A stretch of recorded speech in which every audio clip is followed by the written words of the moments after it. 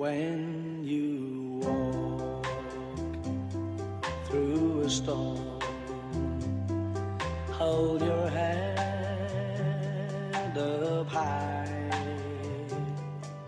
and don't be afraid of the dark. At the end of a storm,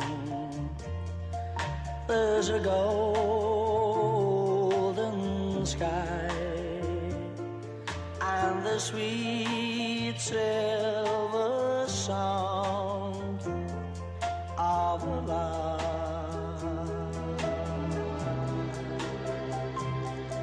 Walk on through the wind, walk on through the rain, for your dreams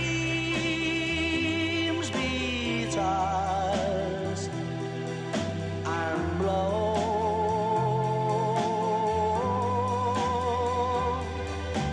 Walk on with hope in your heart, and you'll never walk alone.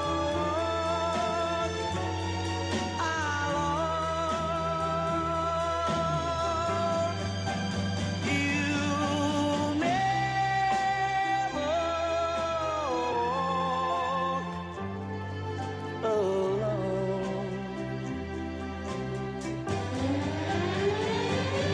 walk alone. Walk on with hope in your heart, and you'll never walk alone.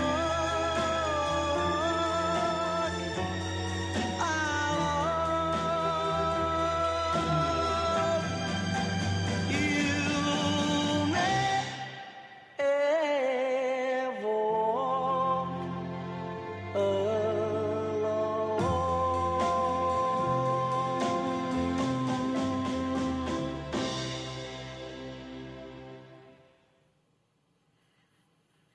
Welcome.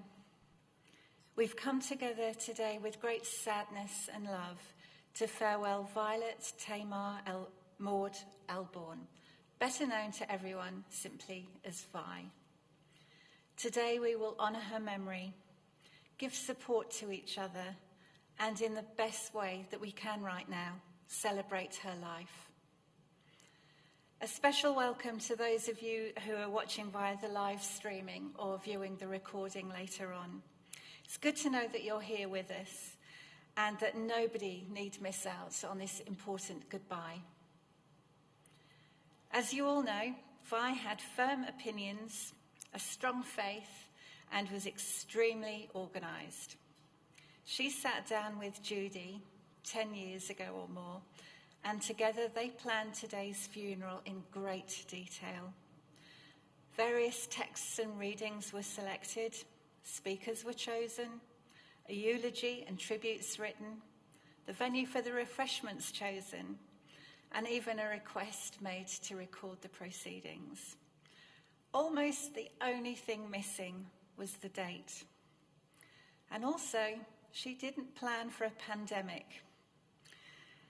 And this probably isn't how she, or any of you, ever imagined that a funeral would be like.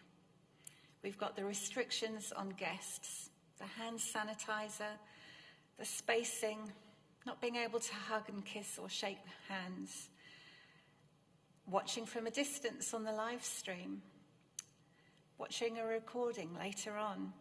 But none of that makes this any less special. Certainly doesn't diminish your love for Vi. The only thing that matters today is that you are all here and that we are following the spirit of what she carefully planned. For those of you I haven't met yet, my name is Virginia and I am a family celebrant. I feel privileged to be here with you and to be able to play a small part in saying farewell to Vi. And on behalf of Jo and her team here at White Lady Funerals, I extend our condolences to you all. Celebrations have their place, and we thank God for them. Times of mourning can also be gifts from God, for these often force us to ponder what is truly important in this life and the life to come. Violet Elbourne was a real example of living her life for those things that were important.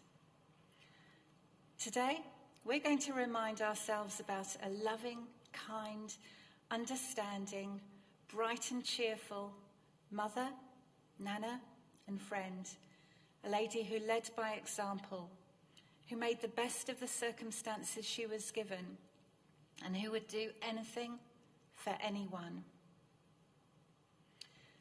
Andrew Gelia met Vi 25 years ago, and he shared some memories about his friend Grandma Vi, which I will now read, along with an invocation or prayer on his behalf. So these are all Andrew's words now, and thank you, Andrew. We met George and Violet at church, which used to be called Richmond Assemblies of God. Violet and George sat behind us, watching us, as we held our firstborn son, Ricky, who was only a few weeks old, and that was 25 years ago. After some time of getting to know each other, they asked us if they could adopt us. They quoted Pastor Philip Hill's message to the mature-aged members of the church, encouraging them to take the younger generation under your wing, speak into their lives, support and pray for and with them as if they were your own. We were lost for words. They couldn't possibly have known how much we needed that. We fell in love with them, and they loved us back. We made it a habit several times a year to get together after church and go out for lunch at a restaurant or to our home. We loved taking George and Violet out. Sundays were the best days of the week. After church, it was fun day with the Elbournes. Violet loved getting out. The furthest we went was Smorgasbord restaurant in Geelong, especially when they excelled in her favourite apple strudel. Even when she was full, she had to make a special place for that. Violet always held our attention on the way to our destination with stories and updates and prayers for those in need, and then answers that God had given her favourably. She spoke with passion, like God was in the same room with her, and the two would just converse. From then on, we called her God's little girl. Grandma Vi, as we affectionately called her, as an Italian tradition of respect, would always speak affectionately about her kids, Graham, Bruce, and Denise, and the grandchildren, and eventually the great-grandkids. Grandpa George and Grandma Vi's would light up every time they spoke of their family and all the generations following. They also loved showing us photos of how the family was growing and extending. Photos would be pulled out. They'd tell us who had a baby and how the family grew much bigger and who was doing well at school or work, who got married and how each one was going. You could not wipe off the smiles from their overjoyed faces. Later, although Grandma Vi was alone, it was like she always had God's presence with her. She would smile from ear to ear. Her eyes would be wide open, so trusting of God. She was so wonderful, a beautiful and gentle woman. Her laughter was contagious, and her sense of humour would knock us out. She was hilarious, an absolute comedian. Because I drive a lot for work, I made it a habit when I was near Bentley to visit Grandma. I would always ring as I was walking into her room and prank her by saying, "I've got to go now." And then she'd see me enter her room and say to me, "You cheeky thing." I couldn't stop laughing with her. She loved it, and so did I. In those small visits, we would have a quick catch-up and finish praying with each other. "God loves you, Grandma," I would say. And she replied, "Yes, I know he does," with absolute certainty. The first time Grandma asked me to say something at her funeral was October 2019. What? It's something you don't talk about. You don't want someone to go? I want you to promise me, please, she said, and I just cried. Later, when I wrote something down, she asked, will you read it to me? Who does that? Yes, you guessed it, Grandma Vi. She reminded me, make sure you speak about Jesus and how to get to heaven. And who am I if I disobey her? She'd be very cross with me. Grandma Vi was truly unique, a one-of-a-kind person with God's handprint over her. She will surely be missed, but she awaits you in heaven through the front door. John 14:6 says Jesus, he is the way, the truth, and life. No one comes to the Father except through Jesus Christ. The Bible also says in John 14:1-6 that Jesus himself will prepare for those a place in heaven for who believe in and love him. We were so sad to hear that Grandma Vi passed, but we have peace in knowing that she is in heaven because she truly believed in Christ and lived through her convictions. She wholeheartedly believed what the Bible says, that if we welcome Jesus fully into our hearts, souls, and lives, we allow God to work in us and through us, trusting that he will set things right. God made us in the palm of his hand. He designed us to have relationships with him. Jesus died for us on the cross and in our place, and rose from the dead on the third day for us. He stands at the door of your heart personally, and he's knocking. If you listen and hear his voice and open the door of your heart from the inside, you can let Jesus come into your life. He will come in. One of her favourite scriptures, Psalm 37, 3-6. Trust in the Lord and do good. Dwell in the land and enjoy safe pasture. Take delight in the Lord, and he will give you the desires of your heart. Commit your way to the Lord. Trust in him, and he will do this. He will make your righteous reward shine like the dawn, your vindication like the noonday sun. Vi's strongest desire was for all her family to know Jesus, like she did, and to have an everlasting, eternal address in heaven like she does now. The Bible is the only book that can teach us the ways of God, instructing, correcting, and helping us be children of God in a world where we so need it today. Grandma Vi has been such a blessing to us and our family.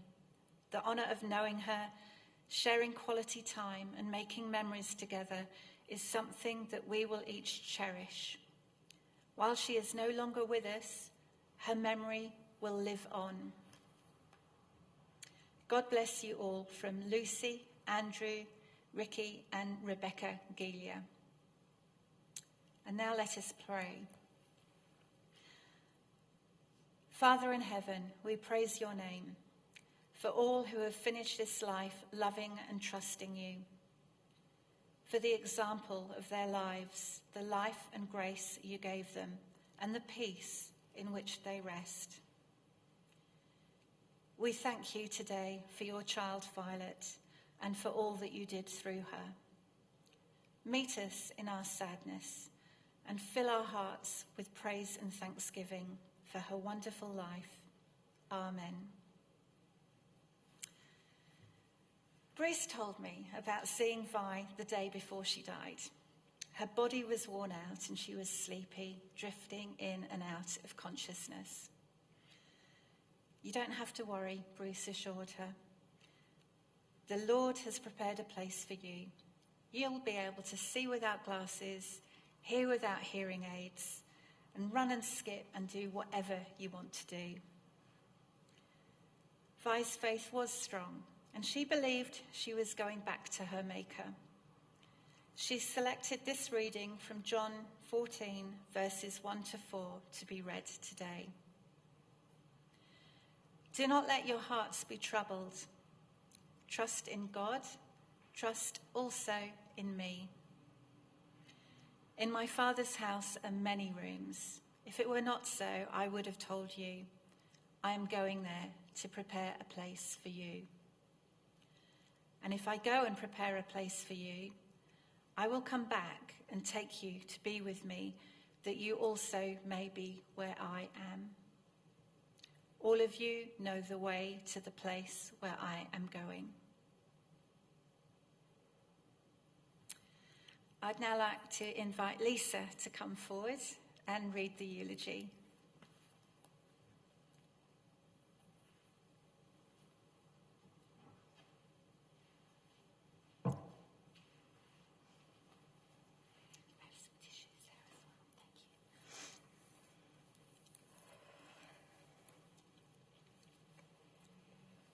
As we've heard, Nan was always prepared for any event, and we know her own funeral.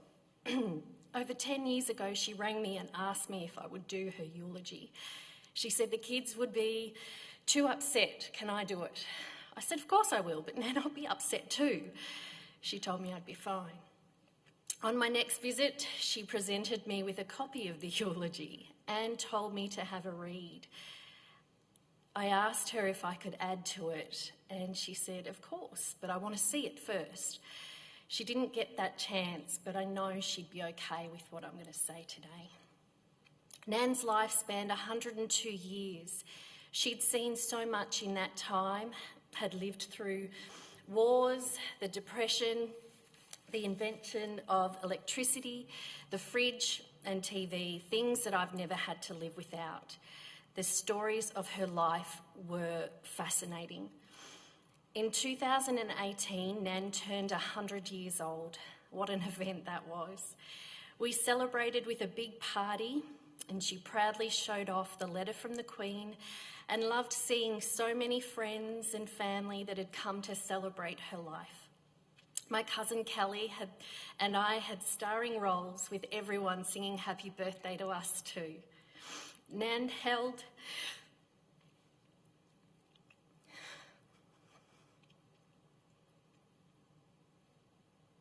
each of our hands and serenaded us both. A few days later, June, Bruce and I went down to Warrawee to celebrate her actual birthday and share afternoon tea with her and the rest of the House 5 residents. Before we went to afternoon tea, I spent some time with Nan doing an interview that I recorded. I asked her so many questions about her life, and in this last week, I've loved being able to watch it, seeing her and hearing her again. So much of what I'm going to talk about has come directly from that interview. Nan was named Violet Tamer Maud Eccles. She had an auntie named Tamer, who she never met, but was told was a lovely lady. In fact, Nan never met any of her parents' families. They just stayed home, as those were the times back then. They never went on holidays, and the only thing that was different about Christmas was the plum pudding that was served. Her mum used to put threepences and little china dolls inside, and you had to search until you found something. Sometimes Nan had to have a second serving just to find some of that money because she didn't get any in the first. Her mother had 9 children, and all of them were born at their home in Ascot Vale. Luckily, they had a midwife living across the street, and when it was Nan's turn to be born, it was Min, the eldest, who raced across the street to fetch her. Her parents were not strict, but the children always did what they were told. You only had to be told once. You did what you was told. That's how it was in those days, she said. Growing up, she had a couple of nicknames. Her brother, Walter, was named Kirby, and when she visited one of her friends after school that lived a few houses down, her father would always call Nan Little Curb. She loved that. Nan attended Moonee Ponds West School. She loved her 7th grade teacher, a man who was kind and told jokes. The academics of school was challenging for Nan, especially in her final year in the 8th grade. She called it the lion's den. The teacher was cruel to Nan because she wasn't as academic as her sister. However, she really looked forward to Friday mornings when grades 7 and 8 went to sewing school in North Melbourne. She loved these classes because this is where she really excelled. There she did knitting and sewing on a treadle sewing machine. The teacher had her complete extra tasks, making little children's dresses, which were given to an orphanage because she was so far ahead of the rest of her class. Her eldest siblings, Min and Roy, were both off and married when Nan was still very young. She adored Min and got to know her when she was older. In the school holidays, she'd go and visit her because she could walk there. She said Min was a real lady and always spoke so highly of her. She said she wanted to fashion herself to be just like her when she grew up. Min's house was always spotless, and so was Nan's. Growing up, it was her brother George that recognised the talent Nan had for sewing after seeing a dress that she'd just made and told her she should have her own frock shop, something that happened after she was married. Nan's favourite childhood memory was going to Sunday school. The teachers were always kind to her. Nan always arrived early to sit beside her teacher, Miss Kirby. Every year, Nan got first prize and in 10 years didn't miss a Sunday. For this achievement, she was awarded a gold brooch. After completing school in the 8th grade, when she was just 15, Nan went to work in a factory, starting off delivering lunches and huge cases full of clothes along Flinders Lane. She was part of the bustling rag trade. It was very hard work. Nan moved on to being a finisher and machinist of coats and dresses. Her boss wasn't paying her correctly and in the end let her go when she turned 18 so he could hire someone younger and cheaper. From there, Nan went to W.E. Blamey on the corner of Latrobe and Swanston Streets. As with her former job, they also produced coats and dresses. Nan met her future husband, George Ernest Elbourne, at her brother Kirby's on the 15th of March 42. And Pop and Nan's sister Lil worked at the same factory. Pop was bringing an overcoat that he'd made for Kirby's wife, Jean, and they all had afternoon tea together.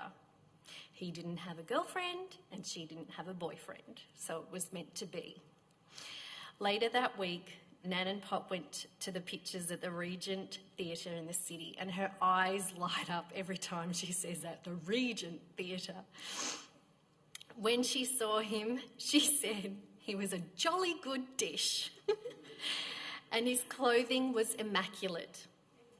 After that, they went out every Wednesday and Saturday to a movie theatre. They got engaged on the 12th of July 1942 and married on the 9th of January 1943. It was Lil that helped Nan make her glory box full of linens. The wedding was a simple affair in her church with only some of her brothers and sisters in attendance. Both of her parents had passed away and they didn't even have a cup of tea after.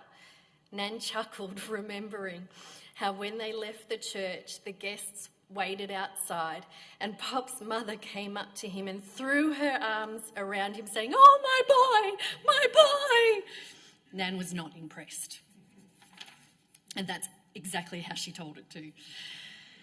Initially, they lived with Pop's mother. Their house was very crowded and it was a very difficult start to their marriage. A few months later, Nan got sick A smudge on the lung was found, and she spent some time in hospital on rest without medication.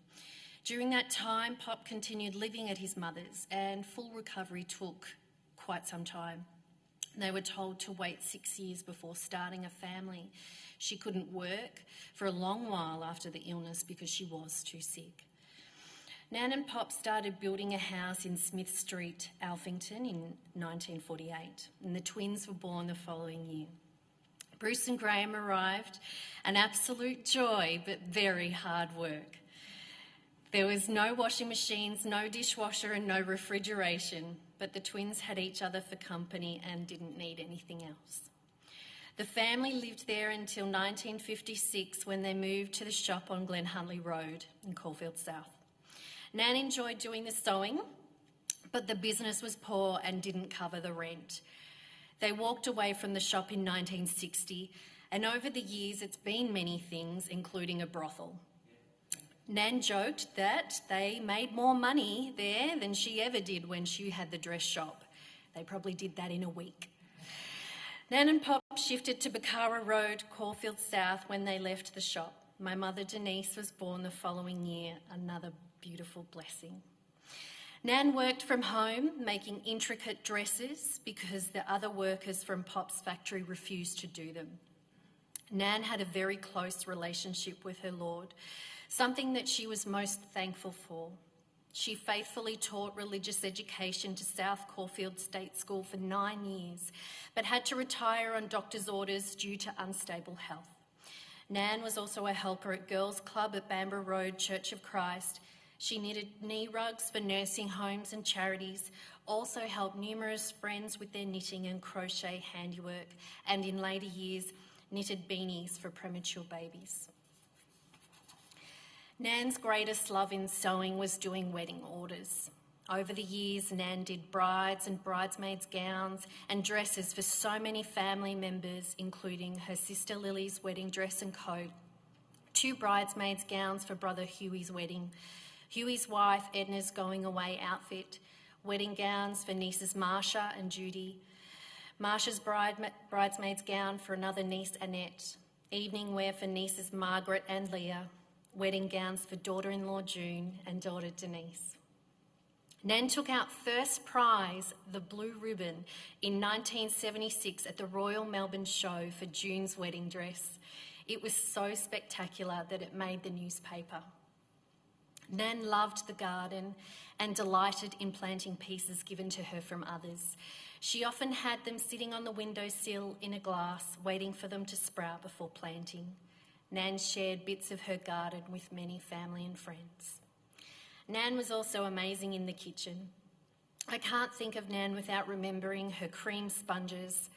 Every grandchild has had more than one sponge cake made for a birthday. She made delicious pavlovas, jams. Fig was my favourite, and every time I would visit there was always a trifle for me and enough leftovers to take home.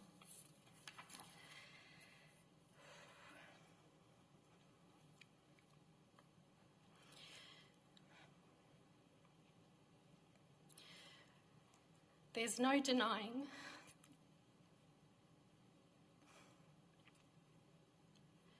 Nan and I had a really, really unique bond. When I was little, my brother and I would stay over on weekends until we moved up to the country. Our weekends were full of fun. Nan would tape a whole week's worth of cartoons so we could watch them. She'd fill us up with Boston buns and other sweet treats. We ate banana sandwiches for lunches and have a cup of warm milk and a salada with cheese before bed. We'd play Scrabble, which I still have the set, and it smells like Nan's house. We'd play other games as well. We'd go to the park and go to church every Sunday, where her friends would sneak us butter menthols during the services. Throughout uni, I'd travel by bus, 2 trains, to visit, and always came home with food. Trifle, of course, all the time. For my 21st birthday, Nan gifted me a glory box supplied by my parents full of baby cardigans, booties, mittens and beanies. Now, it was full. And at 21, and only been with my partner for 3 years, Mark was a bit shocked. But I was so grateful that I asked her to do that for me because I didn't want to miss out on that. By the time I got married, Nan said she was too old to make my dress. So I hired a wheelchair and had her come with Mum and the rest of my wedding party to watch me try on dresses. It was a wonderful day, wheeling her through the top bridal shops in Brunswick. In the end, it was a sketch that my best friend did that Nan approved and I took to a dressmaker to have made. After I was married, Nan and I moved to England, not Nan, but Nan and I became pen pals. I always loved getting a letter in the mail from Nan, and I read it over and over until the next one came, and I'm sure she did the same. Nan was thrilled when my son Jack was born, and they had the most beautiful relationship, one that I was really grateful for. As soon as I could, I took him to visit Nan, and from then on, it was lots of cuddles and books read in her lap. And as soon as he was mobile, they would find ways to play together. Peepo, which is like hide and seek, but Nan called it Peepo, was a favourite when Jack was around too. I've lost count of how many times he'd race a little car over her entire body, generally in this area. Or putting stickers all over her hands. Nan was incredibly patient with me and my camera. I took it with me every time I went to visit. Portraits are difficult for me and she would always allow me to practice. I especially love taking photos of her hands. It's quite possible I have about 7,000 photos of Nan's hands. One day she said to me, "You sure love taking photos of my hands." And we would both laugh. I love the lines on her hands and thinking about the amazing things that they'd done over the years. I love the shapes of her nails, and they were always painted with clear polish until I got my hands on them and convinced her for her birthday this year that she should have clear polish with sparkles. She said she couldn't see the sparkles, so it was fine and I painted them with sparkles. There was no greater joy than a visit or a phone call from family, friends, or even a staff member at Warrawee. Each time anyone visited, her face would just light up. She was just so happy. Nan,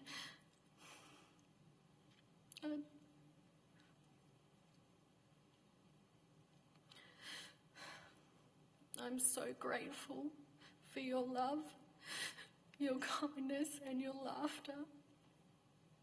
I'm grateful that in the end I could see you and tell you I loved you and hear you tell me you loved me too. One last time. I loved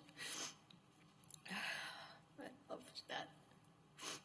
I know that this isn't what you wanted, and all the people that you loved aren't here.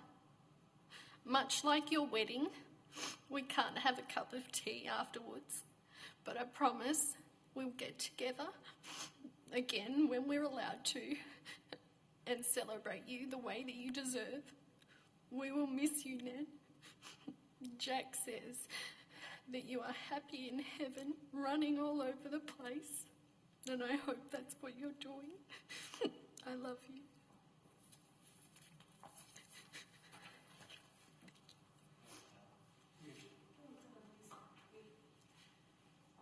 Oh, my love, my darling, I've hungered for your touch along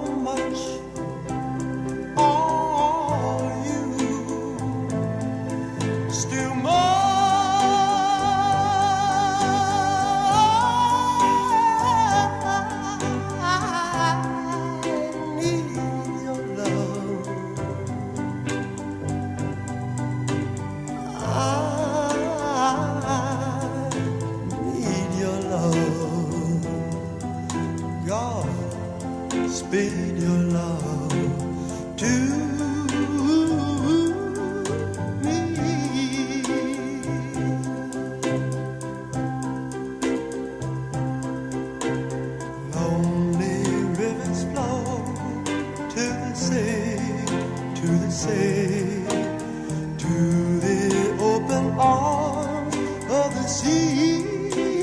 Yeah. Lonely riverside, wait for me. I'll be coming home, wait for me. Oh, my love, my darling, I've hungered for your touch. Oh, Lord, time. And then you pull it through, see, under, and pull it through,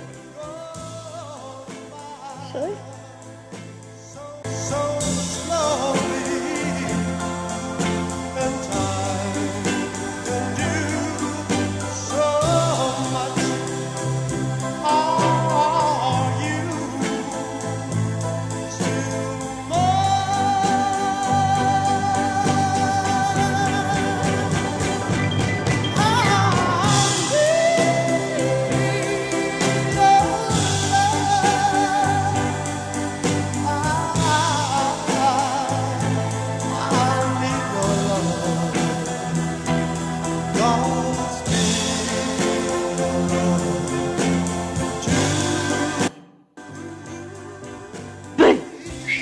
I'm coming! Gotcha!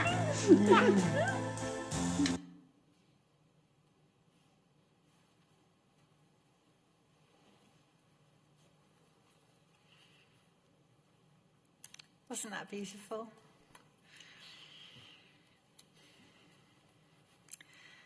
Violet leaves behind an impressive legacy in her family. Children Graham, Bruce, and Denise. Grandchildren Donna, Kelly, Mark, Kate, Joel, Matthew, and Lisa. And Douglas. And great-grandchildren Aaron, Matthew, Alex, Olivia, Jacob, and Charlotte. Having 8 siblings, she also had a host of nieces and nephews, and one of them, Judy, was particularly close to her. And it's Judy that we have to thank for helping Vi put together this service today and writing a lot of it. She's also written some beautiful words about her aunt. Would you like to come up?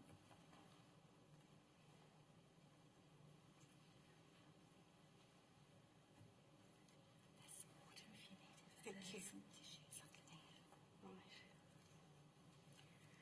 So today I'm speaking on behalf of all the nieces and nephews. There's Auntie Min's sons, Arthur, who's aged 98. Can you imagine having a 98-year-old nephew? And he lives in Sapphire, New South Wales. His brother Ken and his wife Thelma, who are in Echuca. Uncle Roy's Jean, aged 94, is in Melbourne. And Anne and her husband Kevin are also in Melbourne. Her brother George, Uncle George's Leah, and her husband Des are in Bacchus Marsh. Uncle Huey's Robert and his wife Pam from Cranbourne. Annette and her husband Jeff in Melbourne. Rosemary and her husband Graham in Shep. Cousin Bruce and his wife Barbara in Leongatha. Caroline and her husband Ian are in Cairns, far north Queensland. Sandra and her husband Roger in Port Welshpool. Then there's Uncle Albert's Marcia and her husband Stuart in Beaufort. Uncle Kirby's Margaret was particularly close to Auntie Vi, but she's deceased.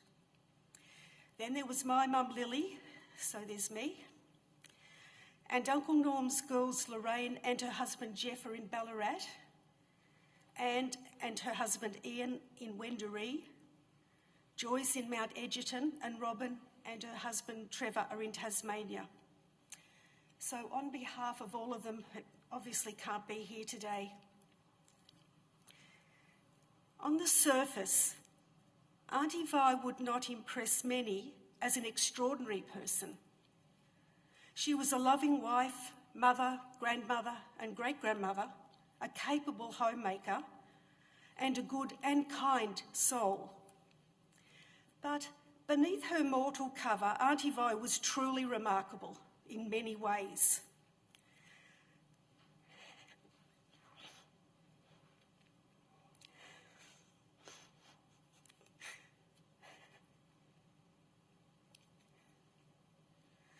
In her heart was excessive love, unyielding faith, and the courage of 1,000 armies. In her mind was the everlasting thought, how can I give? She always sought to be a friend and a helping hand, never to be a burden. Her soul was warmed by the fire of hope and lifted with the excitement of joy. Every day she spent on earth she knew was a gift from God, and she willingly passed that on to all she knew. I don't need to speak for Auntie Vi. I don't have to, because her life plainly said, keep your faith, it will never fail you. Hold on to all you know closely and dearly with love, and give all that you can every hour of every day. She knew that that was the path to peace and happiness. I found some comfort in Henry Scott Holland, who was the Professor of Divinity at Oxford University. He said, "Death is nothing at all. I've only slipped away into the next room. I am I, and you are you. Whatever we were to each other, we still are. Call me by my old familiar name. Speak to me in the easy way you always did. Laugh as we always laughed in the times we enjoyed together. Smile and think of me. Let my name be the household word that it always was. Life means all that it ever meant. There is absolutely unbroken continuity.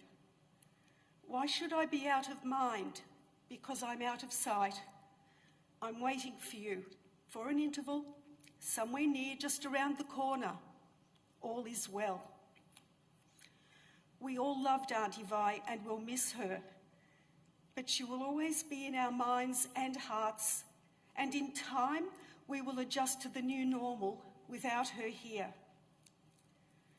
I know that she wouldn't want us to be sad for too long, though it's impossible to let her pass without many, many tears.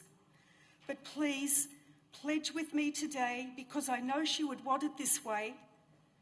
Remember her only in joy and happiness. This is the gift she leaves for all of us. Hold tight to her memory and her life example. Irving Berlin, the famous music composer, said, "The song is ended, but the melody lingers on."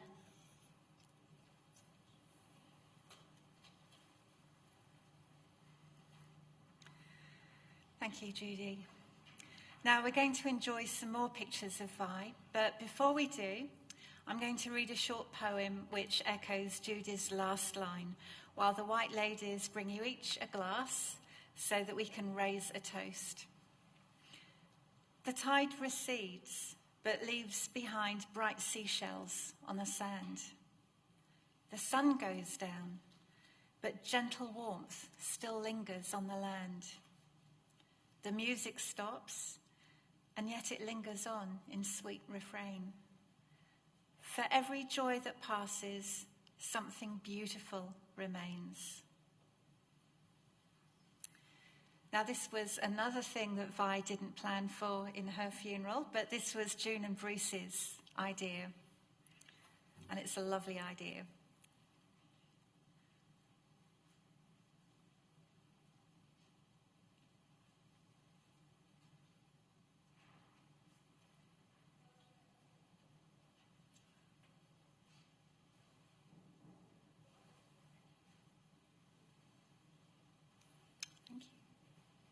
So I'm going to get everyone to stand up just for a moment while we do this.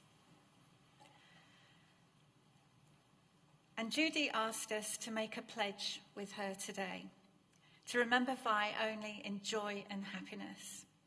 So in that spirit, let us raise our glasses and toast her tremendous achievement in reaching the grand age of 102, for doing so with determination and grace, and for giving us all a great example to follow.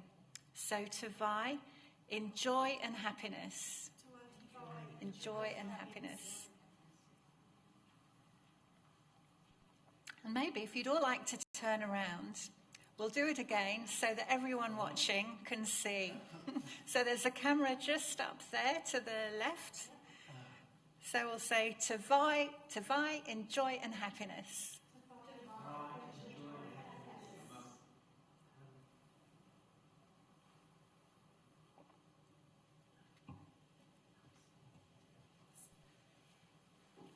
And we have another photo tribute for you now.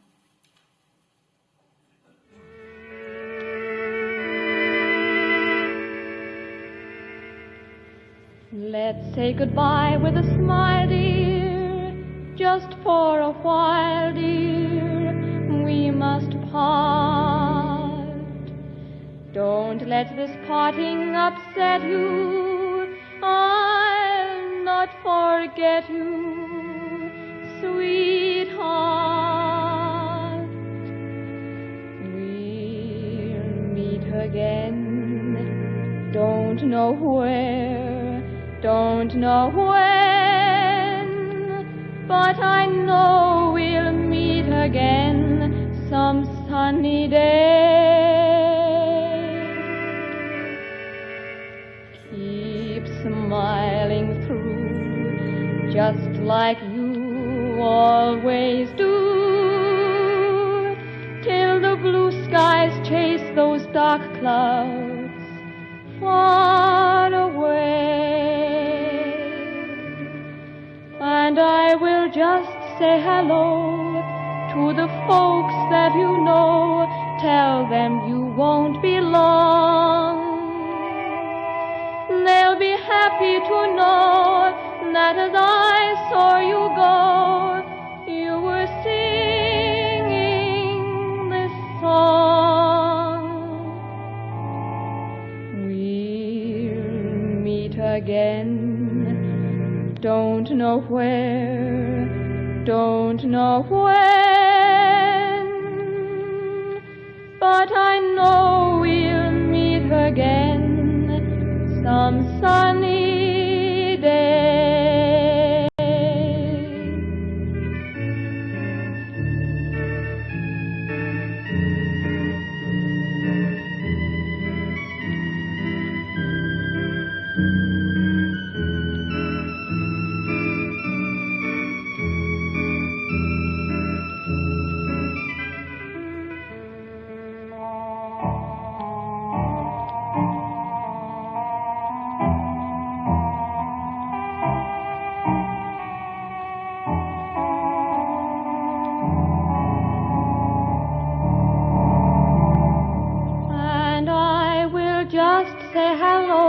To the folks that you know, tell them you won't be long.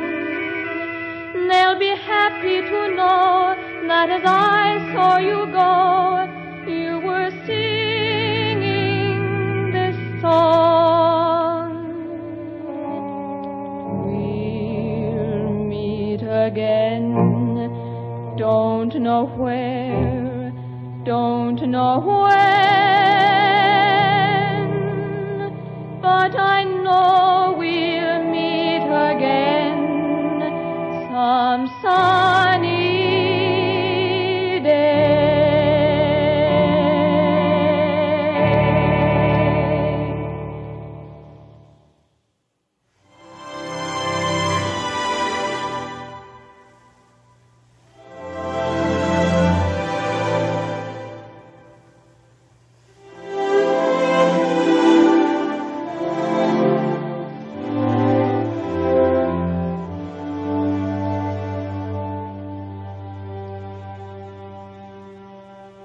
Softly I will leave you softly, for my heart would break if you should wake and see me go. So I leave you softly, long before you miss me, long before your arms beg me to stay for one more hour or one more day. After all the years, I can't bear the tears to fall so softly as I leave you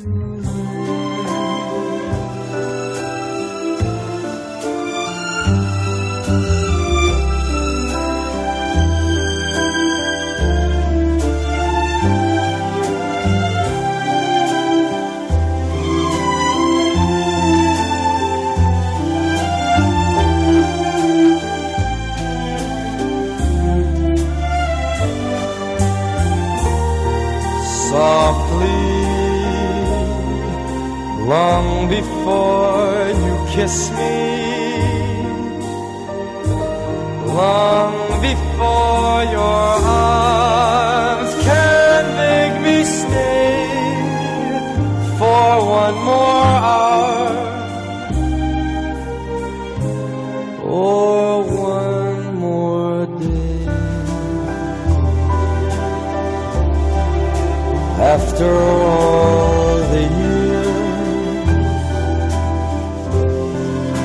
I can't bear the tears to fall so softly as I leave you there, as I leave you there, as I leave you there.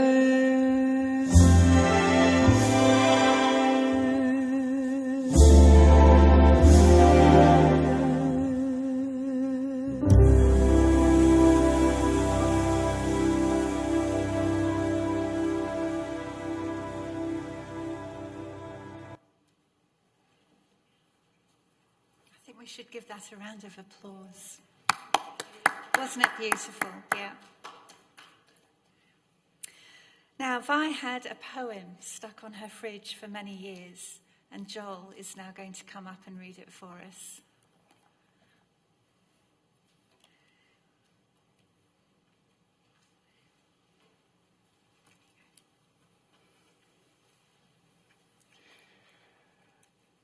When I come to the end of the road and the sun is set for me, I want no rights in a gloom-filled room.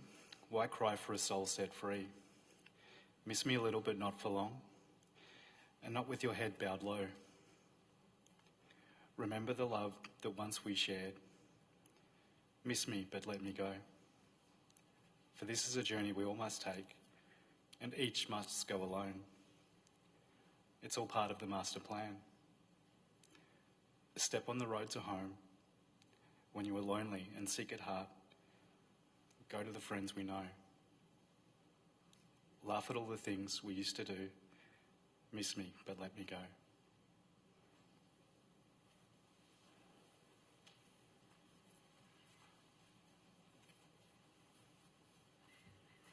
Thank you, Joel. I hope today that we've reminded you of happier times and a lifetime of stories. There's no getting away from the fact that it is harder than usual to grieve the loss of a loved one. In normal circumstances, there'd be those hugs and kisses, refreshments together and a chance to mingle and chat. And you would have gathered at the Hyatt RSL according to the plan later on and enjoyed each other's company. But don't let the fact that you can't do any of those things define your memories of today. Keep in touch with each other and do what you can. Be kind and patient with yourselves, with each other, and allow each other to experience grief in your own way, at your own pace, and in your own time. Whatever else you do, may you find comfort in your memories. May you find strength and support in your love for each other, and may you find peace in your hearts. And so, we've reached the end of this ceremony. In a moment, we're going to accompany Vi's body out to the hearse. We're going to follow her to Cheltenham Memorial Park, where we'll part company with her physical form and tenderly commit her body back to the earth. Trust that her spirit will live on in your thoughts, in your actions, and in your hearts. Would you all please stand?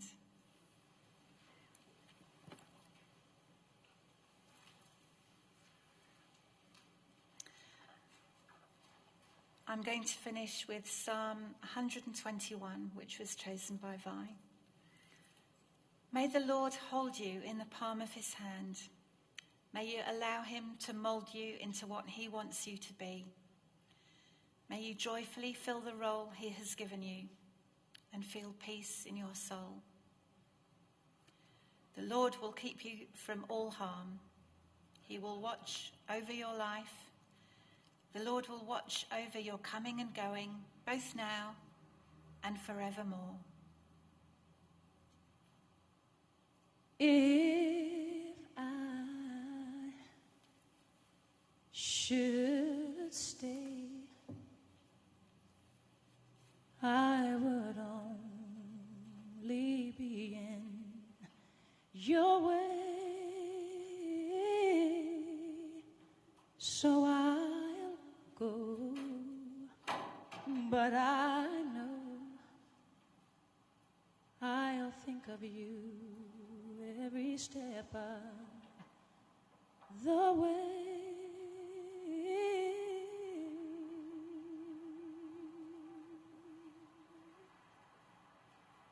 And I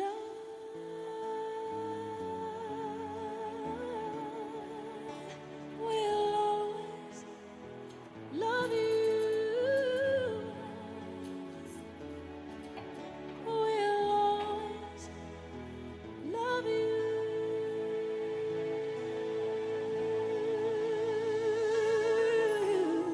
You, my darling, you.